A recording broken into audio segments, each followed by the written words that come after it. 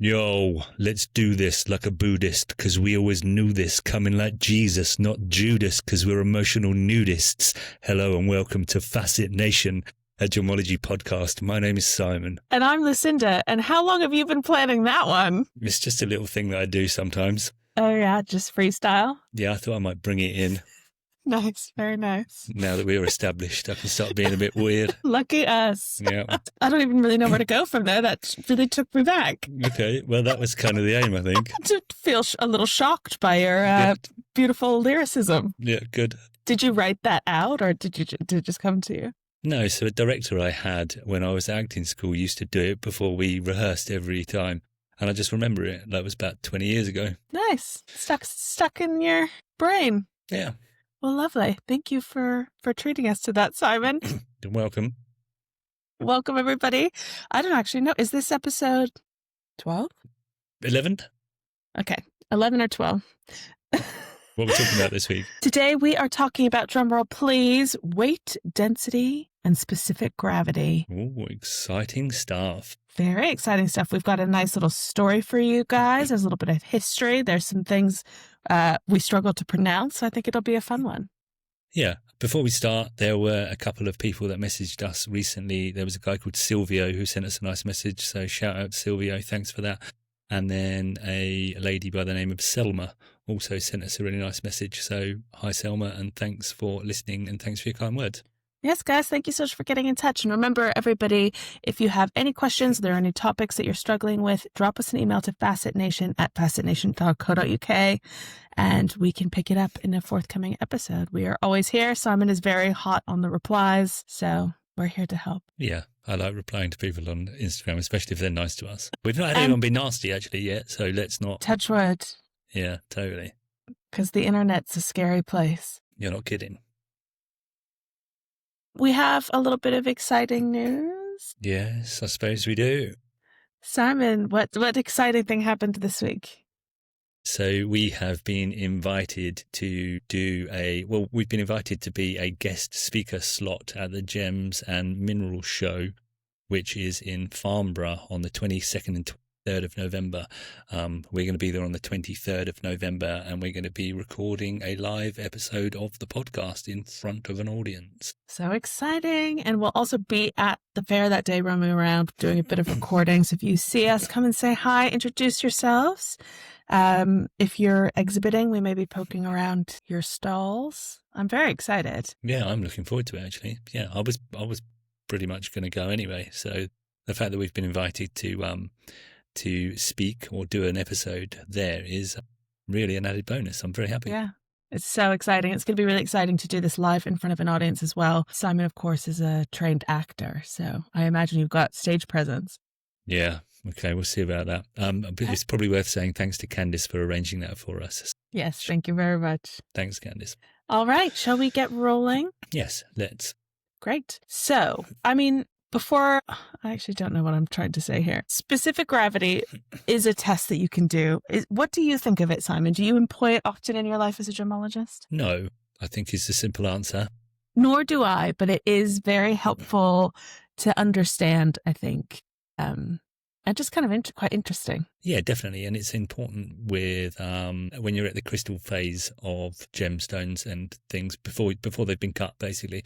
So it's a useful way of identifying things because you need a fairly large sample piece to be able to check its specific gravity. Yeah. And Craig did say, sorry, we have to, it's not a Facet Nation episode if we don't name drop Craig, who will be on the pod someday. Maybe. Craig, friend of the pod. If he's allowed. Yes. This has gotten him out of a sticky situation or two in his life as a gemmologist. So it definitely is worth knowing and just quite interesting, I think. So definitely. It's really important. Fabulous. And so I suppose weight in general is a really important aspect of all gemstones. Weight and size, should I say, because gemstones are generally priced by their carat weight. So it's very important when a lapidary is fashioning a gemstone, or a gem dealer is pricing a gemstone, or a salesperson is selling a gemstone. One of the first things that they consider is the weight. And someone always asks you, what does that stone weigh? Because they're priced per carat. And yeah, the weight usually sort of has a correlation with the size. So you're going to know how big the stone is by referring to what it weighs. And it's also a useful identification technique, especially when we consider a concept which is called heft, which is essentially how hefty or weighty something feels in your hands, and different material will have a different level of heft. Even without any instrumentation, without any complicated maths or understanding of the theory, you can really see this in action. You take a piece of amber, you take a piece of hematite, and you can feel the difference in their heft right away. Yeah, absolutely. So like a big amber is a really good example, because you can have a fairly sizable lump of amber in your hands and it's going to weigh a lot less, or going to feel a lot less heavy in the hand than a much smaller piece of zircon, for example. Or even a plastic imitation of amber. Yeah, exactly. So it's really good for, and we're actually going to go into a bit more detail about amber specifically, and how it's a really useful test that you can even do at home for that. Exactly. So getting to know different stones, picking them up, feeling the weight of them, the heft of them, always a useful way to spend any spare time that you have. Yeah, and it can just be a really quick indicator. So you put it in your hand and you're like, oh, that feels sort of surprisingly heavy. And that is going to give you a bit of a quick indicator as to what it might be. Yes. Now, gemstones, as you say, are effectively sold by weight. And that's, my notes are messed up there. Okay, yeah, so I'll pick it up from there. Larger pieces of gem material, or like rough material, for example, might be sold by kilograms or grams, but generally gemstones are measured and reported in carats. So the carat weight of a gemstone is not the same as the carat of gold. Carat in reference to gold refers to the percentage amount of pure gold within a certain alloy. For example, 24 carat of pure gold is 24 carat is pure gold, 9 carat is 37.5% pure gold, and then the rest is made of an alloy of other metals. And like, there's an episode further down the line where we'll go into this in a bit more detail. But so don't think of it in terms of gold. This is a separate thing. The name itself does actually derive from the same ancient weight unit, though, so they are related in some way, and that is the carat, or the carob. So, as in carob. Tell us about seed. the carob seed. I mean, they're very cool. Craig actually handed them all out to us. Do you still have yours? They're basically just little brown seeds, but they were used as an early form of weight and measure, because one really weird thing about them is they are super consistent in how big they are and how much they weigh. So in a world before kind of scales and very precise measurement, these were a really good way of being able to standardize weights and measures, which when you're working with expensive shit like gemstones, spices, precious metals, dyes, all of that ultramarine, that's really, really important. And especially because you're trading across cultures, across the globe, even back in antiquity. So yeah, a very useful, strange little seed. Yeah, just sort of for standardization. So the carob seed was thought to have weighed 0.2 grams, and it was more or less regarded to weigh that without any deviation, regardless of its size or its age. So if it dried out, or if it was fresh from the tree, as it were, then they more or less were considered to weigh exactly the same. Now, this is obviously not true, because how could it possibly be? But actually, the discrepancy is quite small. The discrepancy is only of about 15%. Which is crazy. Which is actually crazy, yeah, because they could be completely different sizes. Not completely different sizes, they're all more or less the same size, but you get what I mean. At the two extremes. Yeah, but at the time, this was considered plenty good enough. This 15% discrepancy is like more than adequate for the purposes it was being used for. So yeah, pretty good. Very good.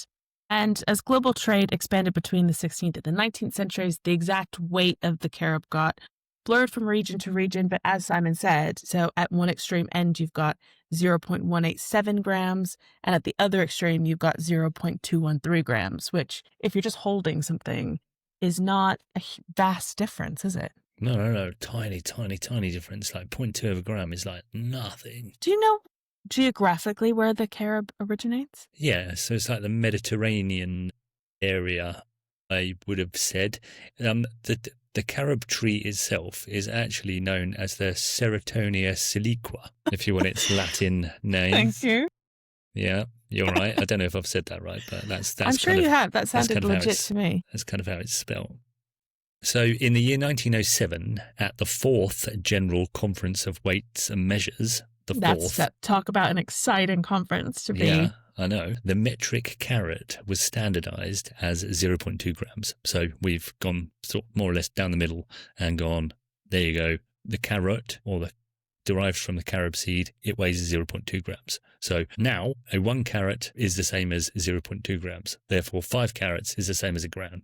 And then if you're a super jewelry pro, you can divide a carat into 100 points. So as you're going around Hatton Garden, you may hear people saying like, oh, it's a 50 pointer, it's a 90 pointer. What they're basically saying is it's 0.9 carats. A 50 pointer is 0.5 carats. I once really embarrassingly, it was like my second day of my job, and I described a carat stone as a 100 pointer, and it was humiliating, and I wanted to die. Oh dear. I mean, I suppose strictly speaking, you weren't wrong. Technically correct. Yeah. Super cringe. There's probably some weird people out there that are like think that's quite a cool thing to say. Oh, I've got a 100 pointer. Well, that's why I said it, because I thought it sounded fucking cool, man. And then everyone laughed at me. Well, then maybe you should just own it and just carry on doing it and just be like, screw you guys. This is what I do. I call them 100 pointers. It's a 120 pointer. Let's normalize that. I think we should, yeah. Let's get it on a bracelet. Normalize 100 pointer. Monetize Facet Nation. So, as we just said, the price of a gemstone is usually per carat, particularly anywhere in the pipeline prior to the retail setting. Yeah, so gem dealers, rough dealers, etc., will talk in terms of price per carat. So you might, if I was looking at some sapphires today, and it's much easier to gauge whether you think the price is right for something or you think a price is good for something by saying, oh, what's the price per carat of this? Because someone might show you a 3 carat stone and say it's, I don't know, 5,000 and 5,200 pounds. And you've got like, doing the maths quickly is difficult. What's the price per carat? And they'll say, I don't know, no, it's £1,000 per carat. And you go, oh, right, okay, yeah, that looks about right for that kind of material. £1,000 per carat, yeah, that's kind of what I would be expecting to pay. And then you twist their arm a bit and try and get it for less. It's a bit like at the supermarket where they try and show you like what the cost per unit is or cost per milliliter, and that's a good way. You can't work out, can you? Because sometimes you can buy things that there's more quantity of it and it works out less. But then sometimes the opposite is true, and you're like, whoa, it's really handy having that little thing on the label in the supermarket because, yeah, you could be getting stitched up. Totally. Well, cost of living is crazy. Right. This thing's really important. I've just had to start using them. That's how I know that I've been impacted by the cost of living crisis. I've always been quite eagle-eyed at those sorts of things. I'm like, oh, I'm not getting ripped off by you, Mr. Tesco. Other supermarkets do exist. So it's worth mentioning that the price per carat increases as the weight increases. I mean, it seems pretty obvious, but larger stones are rarer, obviously, because you need to sustain the growth conditions and the access to the minerals that might be around in the growth environment that they're in. It makes it harder for stones to grow bigger and sustain their quality. Like it's much rarer to have a larger stone, therefore the price per carat is going to increase. I would also argue that larger stones in many cases are just more desirable. They're more beautiful. Well, yeah, that's potentially true. Yeah, I suppose. Yeah. I'm an American. Yeah, okay, yeah. So you keep bigger's reminding better, us. baby. Yeah. So I'm going to give you an example. So these prices are hypothetical, but let's just say, for instance, a parcel of sapphires weighing 1 or 2 carats each is priced at £500 per carat. Yeah. A parcel of equivalent quality sapphires weighing 2 to 4 carats each might be priced at £900 per carat.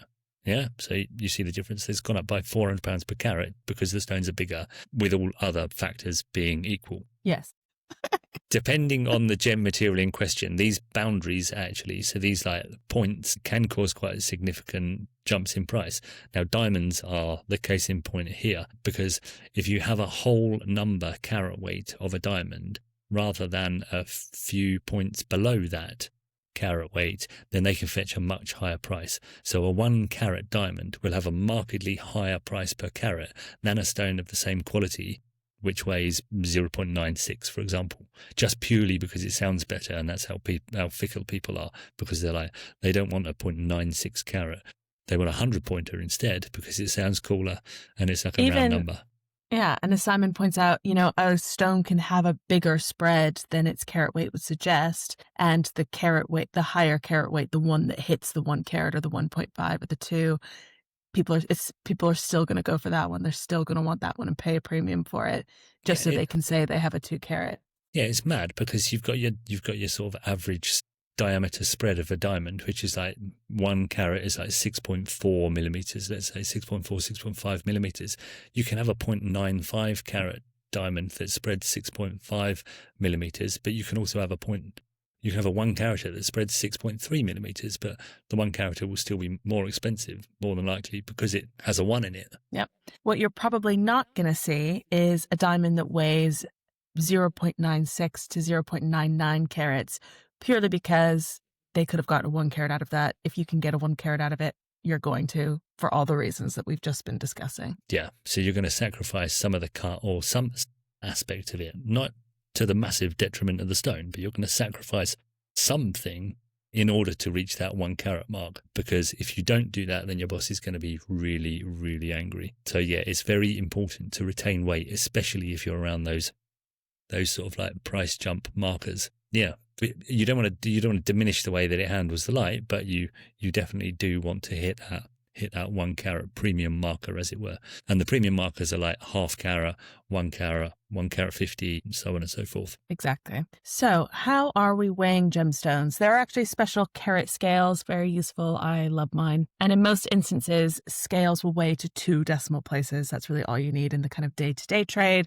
That's what people are looking for. But in a laboratory environment, you're going to be going to 3 decimal places. And there's actually kind of an interesting rule. Simon, what's the rule? Yeah, so you don't round up unless the 3rd decimal place is a 9. So a 1.999 carat stone is allowed to be recorded as 2 carat, but a 1.998 carat stone must be recorded as 1.99.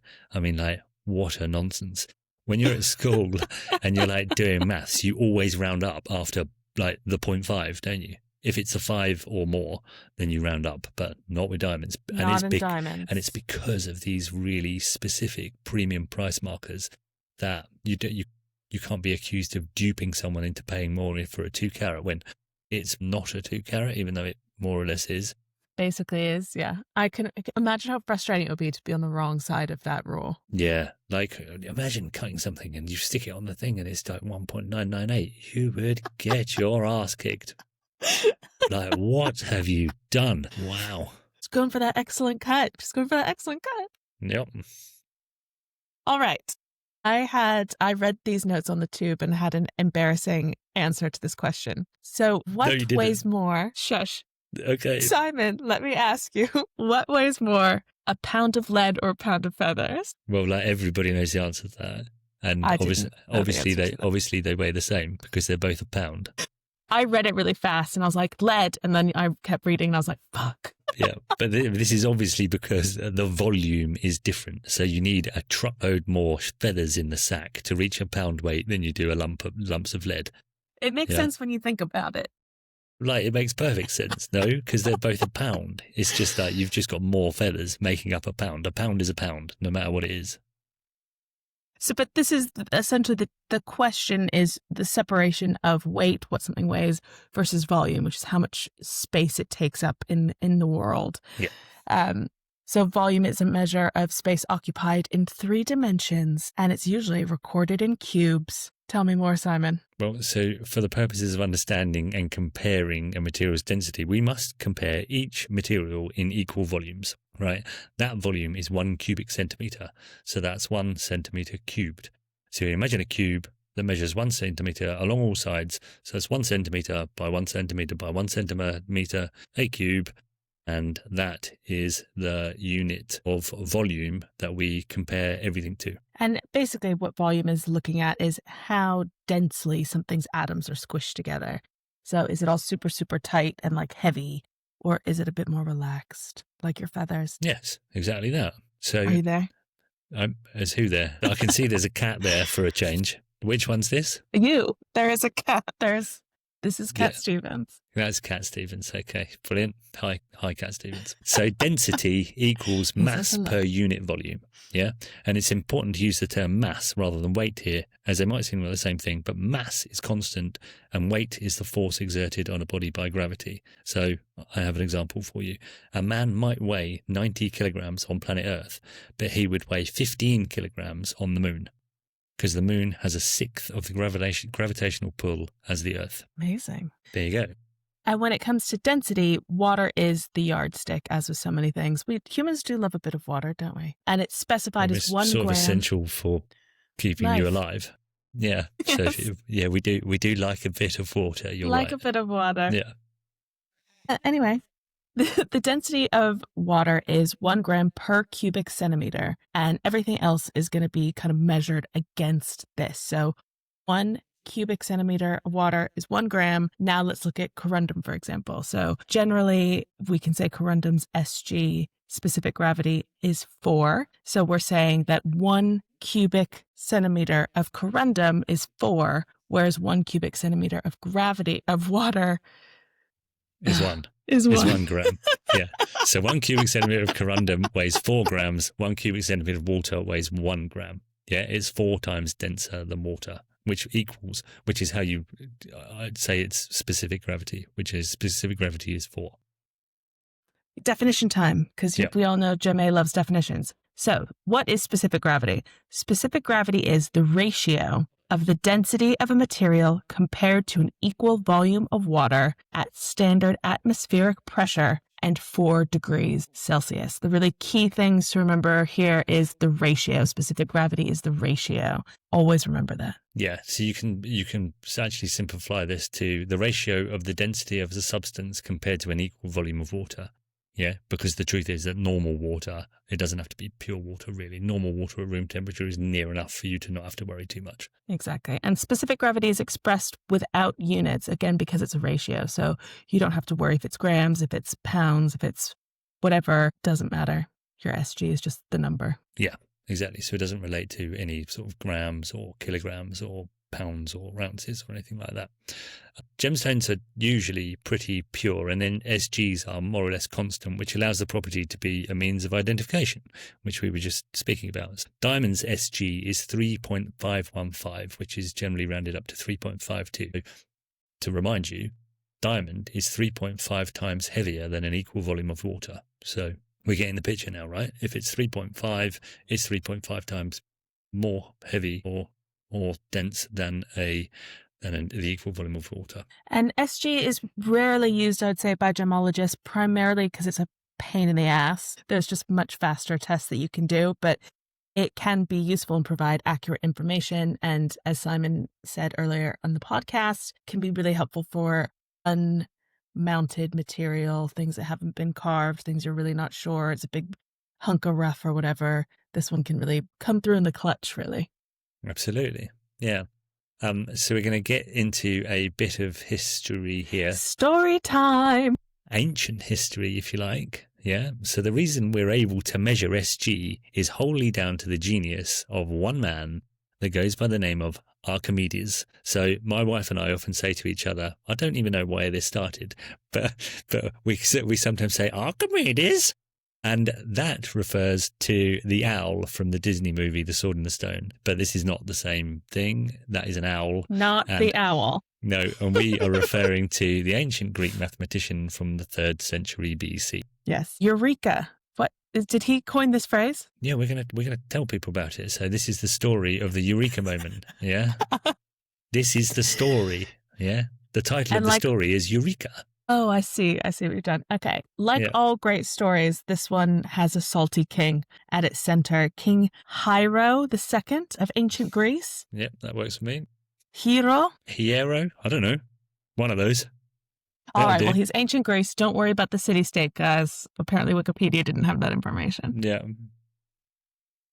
So, much like me, this king has some serious trust issues when it comes to buying jewelry. And he has this feeling that he can't shake that his new golden crown is a ripoff. He feels that the goldsmith has cheated him somehow, but he really can't prove it. But in his heart of hearts, he believes that the goldsmith has put silver into his gold crown. And he doesn't want to be stitched up, right? So he calls his resident genius to figure out what's going on. Yeah.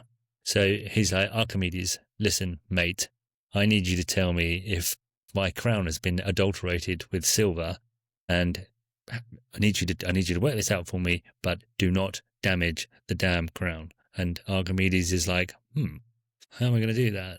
So obviously the easiest way would be to melt it down to a regular shape and compare it to an equal volume of water, like we've just expressed. So pure gold has an SG of 19.9. I'm going to repeat myself, 19.9 times heavier than an equal volume of water. Water with an SG of 1. Therefore, the same volume of gold should be 19.9 times more than the same volume of water, right? Yeah, we're all clear on that now, yeah? But the king did not want his crown to be melted for obvious reasons, because it was his crown. Yes. And Archimedes kind of doesn't really know what to do, so he decides to take a little bit of a step back, have a bath, a little bit of time to relax, reflect. And as he's drawing his bath, he fills it a little more than he usually would. So when he gets in, he notices two things. Simon, what does our man Archimedes notice? So as he lowers himself into the bath, he has this strange sensation of floating and of the water acting against his body.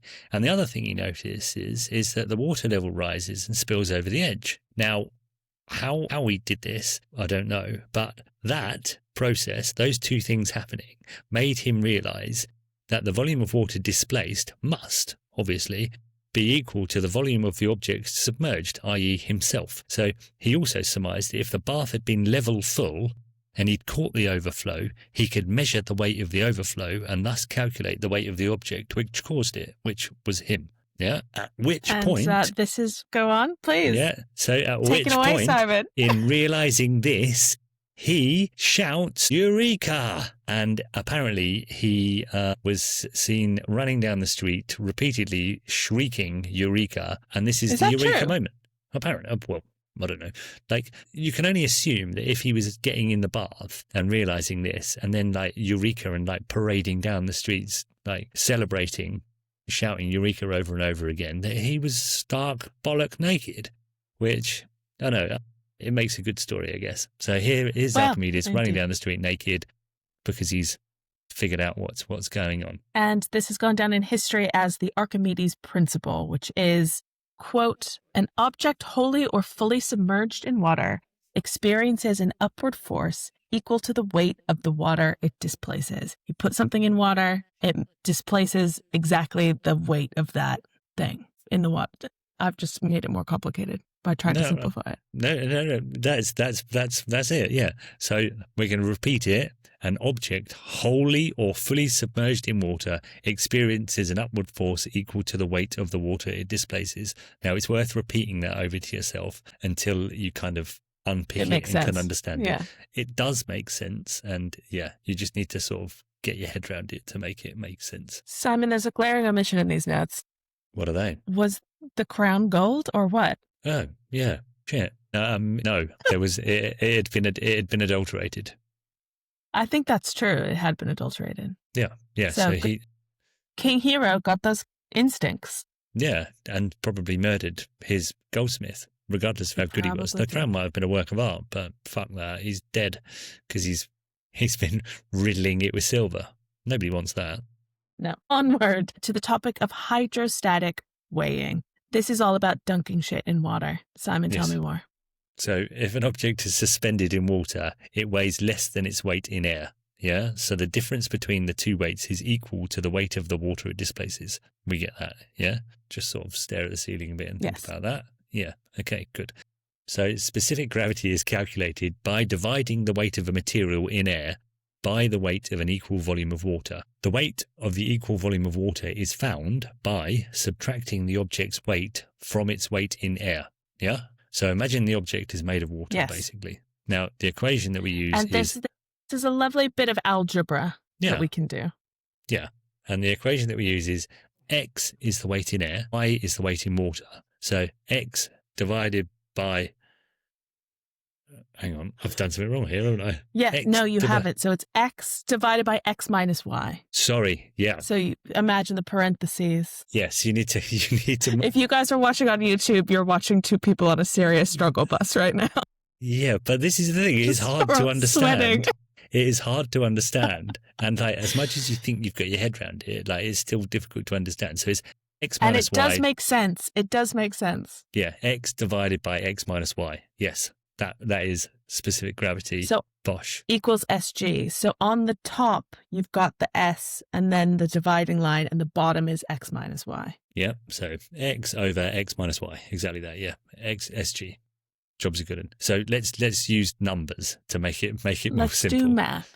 Yeah. So if you weigh something in air and it weighs 6, yeah, so 6 grams, 6 whatever, yeah, because we don't need units of weight. It can just be 6. So, and the weight in the water is 4.5. So 6 minus 4.5 is 1.5. So then you do 6 divided by 1.5, which is 4. Therefore, the material that you're hydrostatically weighing has an SG of 4, and if it's a gemstone, that is most likely corundum. Bing, bada, boom, bish, bash, bosh. Lovely. Now, how do we hydrostatically weigh something? So it is a method generally performed using the following items. So first, you need a set of digital scales, like a digital single pan balance, a bridge, and a suspension stand with a cage and a beaker of distilled water, which technically should be at 4 degrees Celsius. Are you guys starting to understand why nobody fucking does this? Yeah, exactly. But if you're going to do the GMA diploma, this is stuff you need to know because this and comes you also up in need to know how exams. to draw it. So be able to describe this process and also draw it. This was on our exam. It literally drawing was. my little heart out. Yeah. So what you do is you set your bridge up over the scales and then place the beaker on the bridge. So first you'll weigh the gemstone as you normally would, put it on the scales and record the weight. Yeah. And then what you do? Yes. And then you place the suspension stand on the scales and immerse the cage in water, but don't spill any. Okay? Don't spill any. Yeah. So Go on. The suspension cage is like a tripod thing. Metal rod thing, and it comes up and it sits on the scales, and then the metal rod comes up and then dips itself in the water. So if you put something in the cage that hangs off the suspension stand, then it would effectively be being weighed by the scales because it's on the scales. Yes, but you have to make sure that you tar the scales to read 0. So you don't want it to be weighing. You don't want the contraption to be weighing itself, if that makes sense. You want it to be fresh for when you put something into it. And what you're putting in is the gemstone. Submerge it. Don't spill anything. Make sure there are no bubbles anywhere. Why is it so important, Simon, to make sure there's no bubbles and stuff? Well, because the bubbles are going to uplift the material, so you're not going to get an accurate reading. So it has to be clear of bubbles, no sort of wishy-washying about, because that's gonna muck up your reading and stuff like that. So yeah, make sure everything's still calm, bubbleless. It can't be touching the sides. No, because that can affect the weight and stuff. Like it's a pain in the arse. And at the end of it, you have to do math. And come on. Yeah, but you need to know to do it. So we're going to continue. Yeah. So you record the reading of the now submerged gemstone's weight, and then you do the little algebraic formula that we just told you about. And it works best for stones over a carat. Make sure your stone is clean, but a pretty good indication of what you're looking at. Yeah, exactly. So you're going to get your specific gravity readings by doing this. So yeah, and sometimes it's important and sometimes it can be a useful test, and it's something you need to know if you're going to qualify as a gemologist. So definitely. And the theory of it more than the practical. I don't think they're going to make anybody be setting up there's just too much water spillage risk. Yeah. So there is another method as well, which we'll just briefly touch on, and it's called a Eureka can, which basically works on the same principle as Archimedes getting in the bath and spilling water all over the place. So it's basically a Eureka can is a can that's filled with water and has an overflow pipe. The can is filled until it overflows, and then when the water settles, i.e. it's at its sort of maximum without overflowing, i.e. full to the brim, anything placed in that can will then alter its level and will result in the water being displaced, falling out the little nozzle in the can. You can then measure that and then reverse engineer it all and work out what the item that you put in it weighs by weighing the water that came out. Initially, I thought this was an amazing idea, and then I thought it's still fucking faff. But also, it can't be massively accurate as well, because, like, bloody hell, man. Like, that's not what Archimedes says. Archimedes says it's very accurate. Well, it managed to cause someone's death. But yeah. I just feel like there's a lot of water. Like, there's just a lot of water everywhere. Yeah, like, water's not like your best friend either, is it? It doesn't, like, behave how you want it to. It's all sort of wet and flowy. But necessary for life, as we learned today. Absolutely, yeah. Essential to your survival. Also essential to your survival is being able to gauge the weight of a set stone. I've actually been amazed at how often this has come up in my life as a gemologist and a jeweler. It's like, if you do any kind of valuation or any kind of handling of clients' jewelry, this is so, so useful. Yeah, and it's like, there's no way of working out the weight of a gemstone if it's in a setting without this, basically, because obviously you can't weigh it because you're going to be weighing the metal that it's set in. Yep. So instead, there's some excellent and exciting algebra. You only need to know 2 things to be able to do this. Well, you need to know 3 things. The first thing is the identity of the stone. So this isn't a way that you're going to be able to tell, like, identify a stone. You need to know what it is, and you also need to have its dimensions. This is especially important for mounted stones that you're valuing. Kind of if you're looking at buying a secondhand piece and you wanted the carat weight of the central stone, like all of that stuff. And then you just run it through a kind of crazy equation that we're going to tell you about in a minute. So what do you need to be able to do this, Simon? So essential for this is you need a good millimeter gauge. And Lucinda and I have spoken about this before. We're very big fans of the Presidium. Love. Both of us use the analog variety. This is the hardcore one, the analog. So yeah, but the digital one is actually much more accurate. But the analog one's going to do the trick, and it's like, it feels a bit more real. So satisfying. Yeah. Yeah. So you've got your gauge, pick the model of your choice. Once you've measured the length, the width, and the depth of your stone, and you know what it is, you can run it through a series of formulas based on its shape. So if it's a pear shape, if it's a cushion cut, if it's an emerald cut, there are slightly different variations on a formula that you can just plug the numbers in and run, and it will tell you the approximate carat weight. Super useful. You do not have to memorize them. We actually have them in a little booklet in this, because we're not going to memorize them, but they're actually quite crucial to have to hand. No, actually, nowadays, because we're in the 21st century, there are apps on your phone that you can just put the dimensions into, and then you click diamond, for example, you put the length and the width in, the depth, and then Bosch gives you the estimated weight. So yeah, I would, if it were me, I'd just get the app if I were you. I like the big calculator, so that's what I'm going to do. But you use your app, Simon. What's the app called? Do you know? I think I've got one that's called Gemstone Carat Weight Calculator. Does what it says on the tin. Nice. Descriptive. Exactly. Yeah. I mean, like, awesome. What else would you call it, really? I mean, they could have, used a little more imagination, but whatever. Okay, so it's your job now to think of a better name for the gemstone carat weight calculator. I'll see you next week on that, okay? Yeah. Me and ChatGPT will sort this out. Other people can write in and tell us their names for the gemstone carat weight calculator that's better than that. All right. Moving swiftly on. So now our final topic, heavy liquids.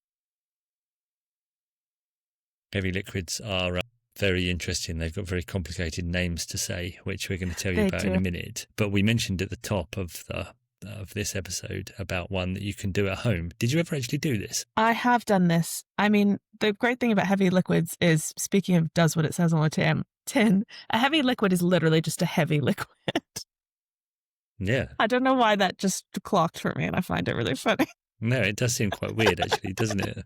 Lots of them are kind of crazy, and we'll talk about those. But the one that you can do at home is just a saturated salt solution, which is crazy useful. So have you done it, Simon? No, I didn't do it. I intend to do this one day. Apparently you need a shed load of salt, though. Yeah, like tons and tons of salt. But it's really straightforward. And yes. Lucinda's going to tell us. I'll tell you a little bit about it. So amber, one of my favorite stones, has a very small SG. As we were talking about it earlier in the episode, it's got very light heft. So its SG is actually 1.1, which means it's basically like a little bit heavier than water, but like just a little bit. And so only just, yeah. one of the reasons that you find amber on the beaches in the Baltic regions, like Poland and Lithuania, is because it floats in salty seawater. So it gets brought out of, wherever it is, and then it kind of floats and lands on all the beaches. And it's really beautiful, and it's some of the most beautiful amber in the world. You've actually got a connection to Polish amber, don't you? Well, sort of. Yeah, Polish amber is one of the world's most famous ambers. And I happen to know that the Polish word for amber is bursztyn. And now I know this because one summer when I was a child, my dad opened a seasonal shop on the Isle of Wight called bursztyn, and it basically just sold pieces of amber set in silver. Only that. He only sold amber in silver, and it was a shop, and it was there for about, 4 weeks or something, just like this. Did little it do pop. well? I don't remember. But he didn't keep it open, so he kind of done great. It's just a slightly weird thing to do. It was all the rage in like the 90s, though, I suppose, amber. I still love it. Hashtag justice for amber. But there are lots of imitations of amber. A lot of them are plastic. It makes people very nervous. And so this is a really easy test that you can do at home. So you make your own saturated saltwater solution to help you separate amber from plastic and glass. And to do this, you need hot water, a pot, and as Simon said, a shitload of salt. Tell us more, Simon, while I find my charger. Okay, so basically you boil a kettle, you tip the water in a Pyrex jug or such like, something that's not going to melt if you tip a load of boiling water in it, and then just keep chucking salt in. Like keep chucking salt chucking it in, keep chucking it in, stirring it up. So basically the salt's going to dissolve in the water, and you just keep on doing it until the point that it is so full of salt that it can't dissolve anymore. This is known as its saturation point, and you'll know it's full because salt crystals will precipitate out as the liquid cools. So it's so cool. So you're basically heating it up to gaslight it into thinking it can hold more salt, and then as it cools down, it's like, no, I can't hold anymore, and it starts spitting salt out. So once it starts spitting salt out as it cools, then you're fully saturated, and your fully saturated saltwater solution has an SG of 1.2.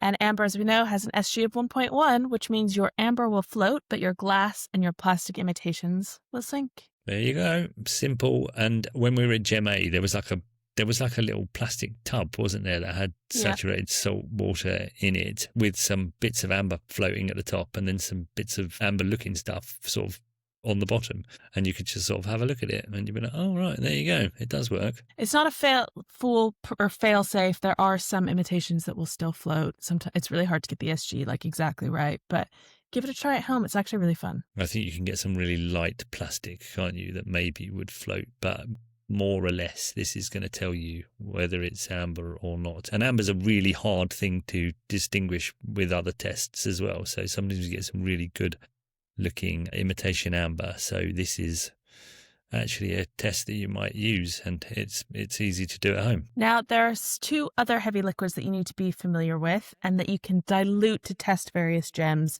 by basically getting the weight of that liquid, so to speak, to the right SG threshold where the gem in question will do what you expect it to do. So, Simon, can you pronounce these? Thanks for that. Yeah, I think I can. The 2 heavy liquids are diiodamethane, which has an SG of 3.33, so that's jadeite. So jadeite will be suspended in this as it has an SG of 3.33, yeah? And then the other one is monobromophthalene, yeah, which has an SG of 1.49. Remember and you have these. To know how to spell these, so remember them and learn how to spell them, because you're going to have to write them down. Bromonaphthalene is a bastard to spell. So what we're trying to do here is we're mixing one with the other until we get to a point that we get a useful liquid. So essentially you start by getting a piece of rock crystal, so colorless crystalline quartz, and a piece of pink tourmaline, one of my favorite stones of all time. And you dilute the diiodomethane with the monobromonophthalene. Yep. Brilliant. Well done. Until the rock crystal is freely suspended and floating like Matrix sci-fi, like in the middle of the glass, basically. That means that you have a liquid with an SG of 2.65. That is the SG of rock crystal. So if something is floating, you're at that SG. Well, just suspended rather than floating. I Yeah, suppose sorry, suspended. you want to make the distinction, yes. So it's Okay. suspended midway up the jug that you're using. Then you have the SG of the thing that's suspended.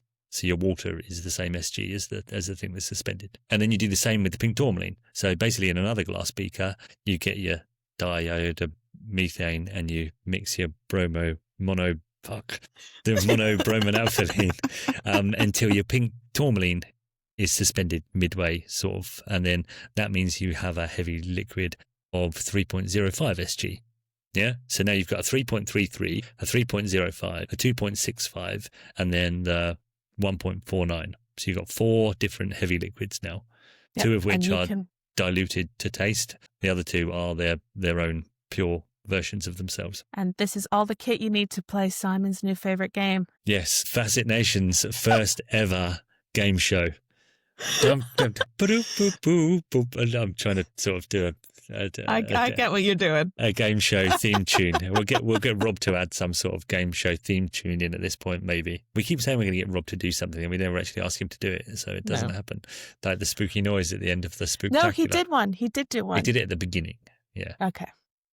So anyway, the game show is called Sink, Swim, or Suspend. Dum, dum, dum, dum. Okay, so let's take the beaker that has the 3.05 SG heavy liquid, which has your pink tourmaline suspended in it. Now, I've got a piece of corundum crystal. What's happening when I drop it in? It's going to sink. Yes, because and why is it going to sink? Corundum has an SG of about 4. So it is going to sink because it is higher than the SG of the liquid in the beaker. Okay, Lucinda, is that your final answer? Yes. You don't want to phone a friend? I don't want to. I don't have any friends to phone. Okay, fair enough. I guess we could call Fanny. Well, congratulations, you're right. On to the next round. Yay! So at this point, obviously in real life, when you're not playing Sink, Swim or Suspend, you would also test it in the pure diiodomethane to make sure the SG wasn't between 3.5 and 3.33. But I think you understand where we're going at here. Okay, right, so next round. Sink, Swim or Suspend. Turquoise. I don't. Okay. I'm going to stop you there, Simon, because Why? while turquoise would swim because it has an SG of 2.7, it's also super porous, so don't put it in any heavy liquids.